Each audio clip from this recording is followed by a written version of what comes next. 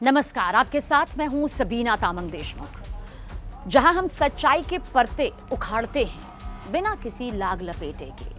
यही सच है और यही सबसे बड़ा सच है। और आज की कहानी है एक ऐसी साजिश की जो दिल दहला देगी, आपके रोंगटे खड़े कर देगी, आपको सोचने पर मजबूर कर देगी।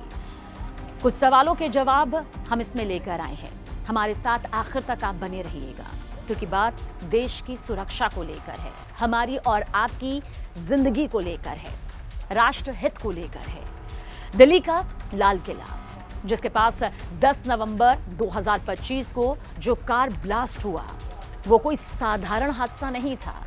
ये एक सोची समझी साजिश का हिस्सा रहा, जिसमें सफेद कोट पहने डॉक्टरों ने हाथ मिलाया था। हाँ, आपने बिल्कुल सही सुना। वो लोग जो मरीजों की जान बचाते हैं, वही जहर फैला रहे थे। और बीच में है फरीदाबाद की अल फलाह यूनिवर्सिटी का नाम, जहां 80 लाख रुपए की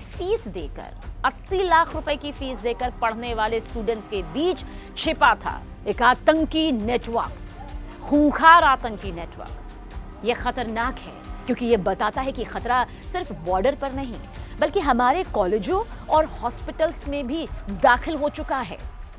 बात आज दिल्ली ब्लास्ट की साजिश रचने वाली डॉक्टर शाहीन सईद की। लखनऊ की रहने वाली ये 46 साल की महिला डॉक्टर जो कभी क्लास टॉपर थी, आज जैश ए मोहम्मद की महिला कमांडर बन चुकी थी। जांच में मालूम चला कि ये व्हाइट कॉलर टेरर मॉड्यूल का हिस्सा थी। मतलब इसमें शामिल लोग पढ़े लिखे प्रोफेशनल्स होते हैं।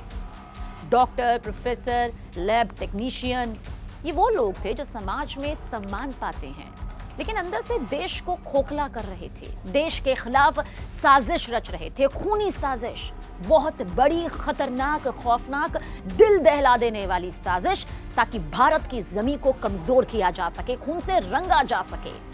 डॉक्टर शाहीन की गिरफ्तारी 9-10 नवंबर को हुई, इसी बीच हुई, और उसके साथ 7 और लोग पकड़े गए।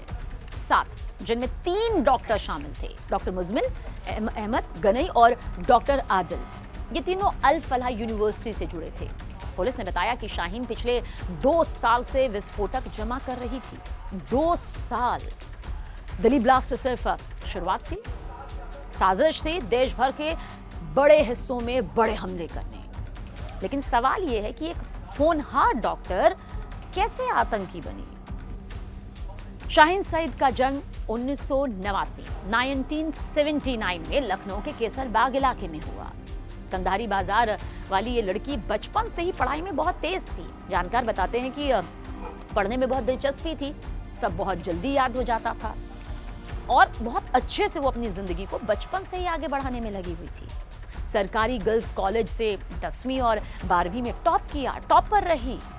फिर प्रयागराज के एक सरकारी मेडिकल कॉलेज से MBBS और MD की डिग्री भी हासिल की। फार्माकोलॉजी में स्पेशलाइजेशन करना, यूपी लोक सेवा आयोग की परीक्षा क्रैक करना, 2006 में कानपुर के गणेश शंकर विद्यार्थी मेमोरियल मेडिकल कॉलेज में असिस्टेंट प्रोफेसर बनना।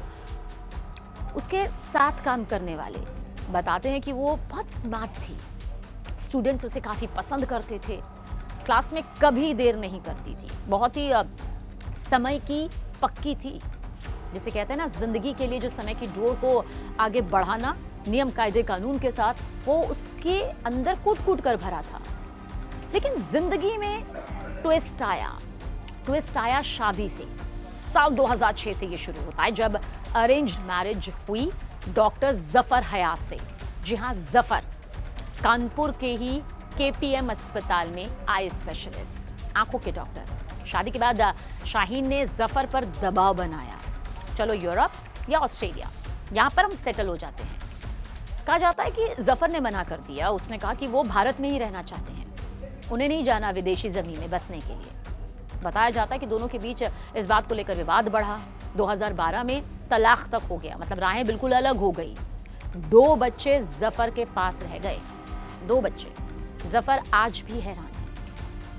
मीडिया से बातचीत में जफर ने कहा कि शाहीन कभी रिलीजियस नहीं थी, धार्मिक नहीं थी, बुर्का नहीं पहनती थी, धार्मिक बंदिशों के खिलाफ थी, हमारी शादी में कोई झगड़ा नहीं था, वो बस विदेश जाना चाहती थी, विदेश बसना चाहती थी।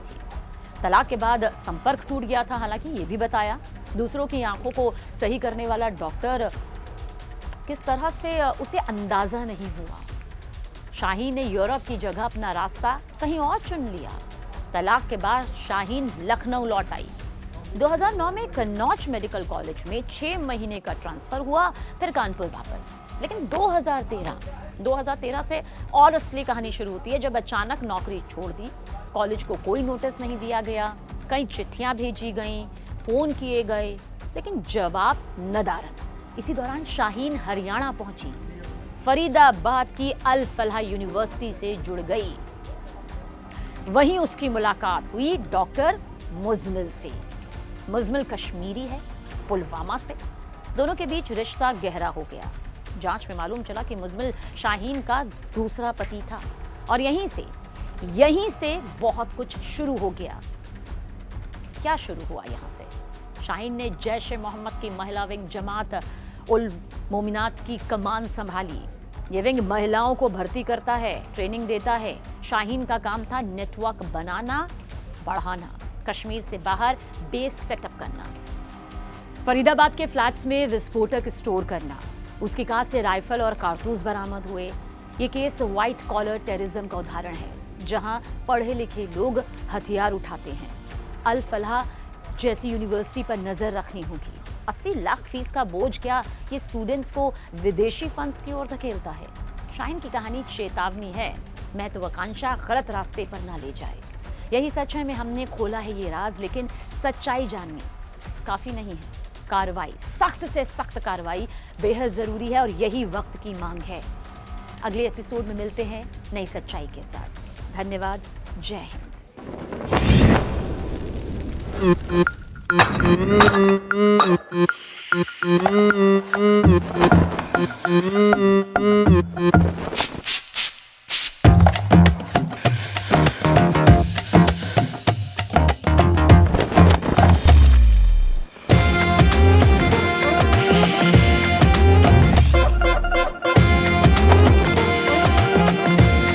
ये कड़क है।